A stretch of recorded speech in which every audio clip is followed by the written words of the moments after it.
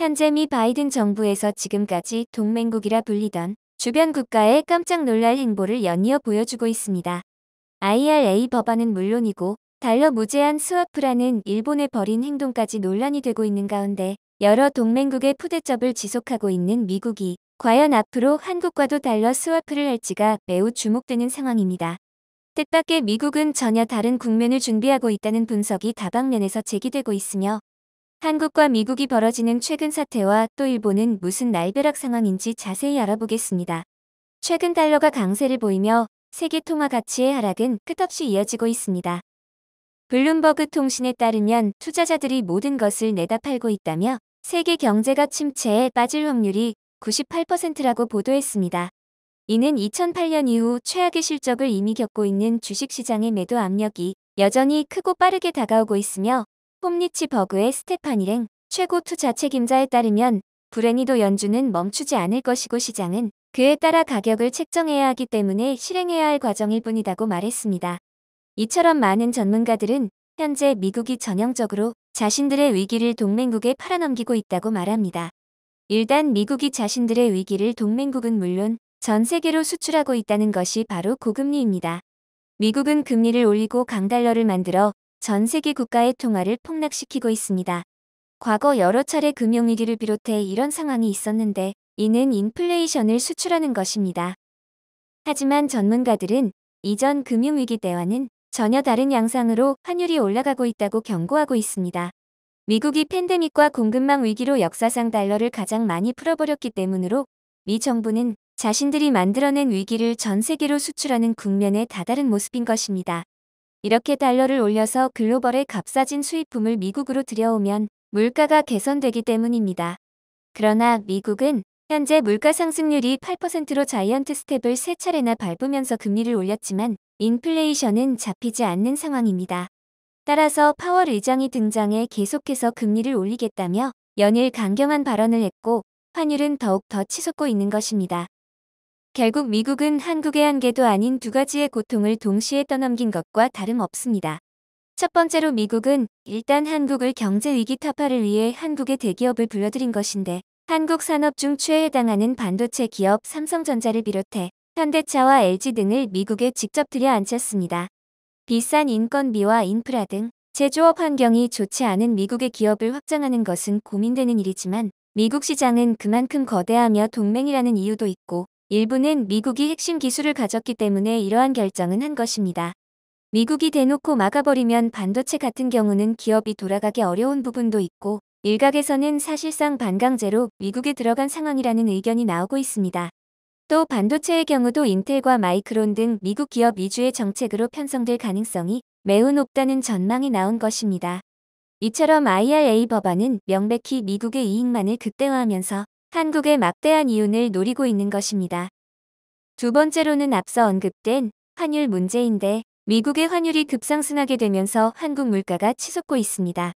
석유를 비롯한 많은 원자재 그리고 무역에 이르기까지 달러가 사용되기에 한국이 입는 피해는 막대합니다. 따라서 한국 입장에서는 IRA로 일단 초대형 기업들이 당하고 강달러까지 가세해 더욱 어려워진 상황에 억울함을 미국에 적극 제기하며 IRA 법안 개정 요구를 지속하고 있고 여기에 달러 스와프를 요청했지만 미국의 반응은 미온적으로 나오고 있는 상황입니다. 달러 스와프 종료 당시에도 한국은 연장하거나 지속을 원했지만 전혀 들어주지 않고 있습니다.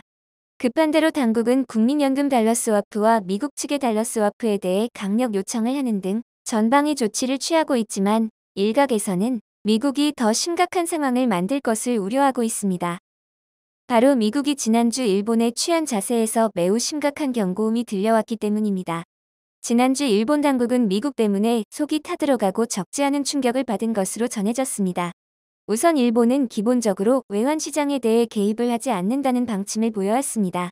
과거 수십 년간 외환시장에 엔을 투입해 달러를 안정화시키는 모습을 거의 볼 수 없었는데 유일하게 98년 IMF 위기로 인해 한국은 물론 아시아 전체가 흔들리던 상황에만 개입했는데 그때를 제외하고는 다른 방법을 통해서 엔화를 안정시켜왔었지만 최근 엔화가 145엔대가 넘어가며 일본 정부는 큰 고민에 빠질 수밖에 없었습니다. 특히 기시다 내각은 인플레이션 현상의 지지율 하락 요소가 2중 3중고로 더해진 상황입니다. 안 그래도 여러 이슈로 지지율이 29%대로 이 정도면 총리 교체설이 나오고 있는 상황입니다. 집권 초기 국경을 급히 폐쇄하는 정책을 펼쳐 코로나를 안정시켰다며 지지율이 올랐었는데 다른 나라들은 서서히 개방하더라도 일본만큼은 문을 걸어 잠그고 단체 여행객도 가이드를 동원해야 하며 그 규제가 심각했었습니다. 그러나 강달러 추세와 더불어 무역까지 부진해지자 이제는 직접 달러를 수혈하기 위해 무비자 여행을 오픈한 것입니다.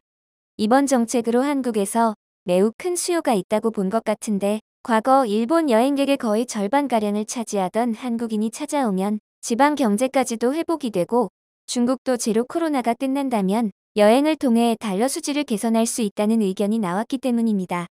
하지만 아직까지는 호불호가 많이 갈리는 상황으로 예전과 같은 회복세를 보이려면 상당한 시간이 필요할 것이라는 의견이 지배적입니다. 따라서 일본이 무비자 여행은 물론 24년 만에 외환 개입을 시작한 것입니다. 계속 지켜오던 금리 인상에 더불어 엔화가 달러당 145엔까지 폭락하면서 이제 한계점에 다다른 것으로 판단되고 있습니다. 이번 겨울 가스 가격은 역사상 최고로 치솟아 전기 요금 또한 최고치를 보일 것으로 전망되는데 달러는 여전히 강세를 보이고 러시아 사태는 더욱 악화되니 일본 정부는 사면 초과에 다다른 것입니다. 하지만 여기서 미국이 제동을 걸어버린 것인데요. 일본의 외화 보유고는 전 세계 최고 수준에 속하고 있지만 문제는 이 중 거의 대부분이 미국 채권인데 관계자들에 따르면 약 80% 정도라고 합니다. 채권을 팔아 달러로 외환 방어에 활용하든가 달러 스와프 등을 해야 하지만 미 재무부는 일본의 요청에 대답을 안 하고 외환 개입에 허가를 내주지 않았던 것입니다. 미국에서 이를 거부해버린 것입니다. 말로는 달러 무제한 스와프에 미국 국채 또한 가장 많이 보유한 국가 중 하나라고 하지만 작동을 하지 못한 것입니다. 일본 정부는 미 재무부의 일주일 내내 거듭된 요청 끝에 간신히 허가를 받아 달러를 투입할 수 있었습니다. 더 이상의 엔저를 막기 위해 달러를 팔아 매수한 엔화가 3조엔 규모로 한화로 약 29조 7천억 원으로 추산된다고 니혼 게이자이 신문 등 복수의 일본 신문이 보도했습니다. 일본의 외화 준비고 가운데 당국이 외환 개입에 바로 투입할 수 있는 자금은 국제결제은행이나 타국 중앙은행 등이 예치한 약 1,361억 달러입니다. 이를 환산하면 약 19조 7천억엔이므로 가용 실탄의 15% 정도를 소진한 것으로 볼 수 있습니다. 구로다 일본은행 총재는 지난 기자회견에서 이번 금융 완화는 경기 회복을 지지하기 위한 것이지 목적도 효과도 다르다면서 그것이 조합돼 더욱 적절한 상황이 생기는 것이 폴리시 믹스다. 상호 보완적이며 모순되거나 방향이 다르다고 생각하지 않는다는 답변을 냈다고 아사히 신문이 전했습니다. 그러나 결과는 겨우 5엔을 내린 수준으로 JP모건에 따르면 쓸모없는 외환 개입이었다고 전했습니다. 수조엔을 태웠지만 다시 달러는 수직 상승할 것이고 160엔까지 폭락할 것이라는 전망도 나왔습니다. 이런 일본과 비슷한 비율을 보이고 있는 한국도 자칫 1,500원 이상 가는 게 아니냐는 말이 나오고 있습니다. 여기서 엿볼 수 있는 것은 미국 정부는 자국의 이익에 반하는 행동은 매우 껄끄러워한다는 점인데 일본이 이를 역행하려고 하자 재무부는 미국 채권을 들고 오더라도 허락을 해주지 않은 것입니다. 미국의 IRA 법안도 똑같은 맥락으로 미국의 위험을 다른 나라도 해칭하겠다는 발상인 것입니다. 또한 바이든은 잇따라 진보 의제를 던지고 있는데 자국 기업을 압박해 소비자 비용 절감을 시도하고 자본주의의 경쟁 요소를 강조하고 나선 게 대표적입니다. 백악관에서 열린 3차 회의에서 바이든은 경쟁 없는 자본주의는 자본주의가 아니라 착취라며 인플레이션 대응 중요성을 강조하며 내 초점은 주로 노동자 계층과 중산층에 있다고 말했습니다. 처방약 가격 인하, 기름값 하락을 성과로 언급한 뒤 중산층과 노동자들의 가정에 타격을 줄 수 있는 당좌 대월 수수료, 신용카드 연체료, 휴대전화 해지 수수료 등의 인하나 폐지의 필요성을 제기한 것입니다. 미 의회의 산국이 이 정책에 향후 10년간 4천억 달러의 예산이 소요될 것으로 추산하는 보고서를 내면서 NYT는 연방 학자금 대출을 받은 적 없는 납세자들이 그 차이 금액을 보충해야 할 것이라 지적하고 있다고 보도했습니다. 또 미국의 공공정책기관 책임있는 연방예산위원회는 이번 건은 역사상 가장 비싼 행정명령이 될 것이라고도 비판했습니다.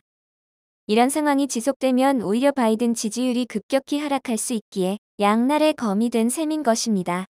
한국 기업들은 이제 투자처를 다변화하며 미국 중심 시장 위험을 분산시키고 있고 조지아 공장의 투자액도 대폭 감소할 것으로 예측하고 있습니다. 바이든 정부는 위기를 한국뿐만 아니라 자국 기업과 전 세계로 확대시키는 모습이 나오며 한국의 탈미국화가 오히려 잘한 것이라는 의견이 지배적입니다.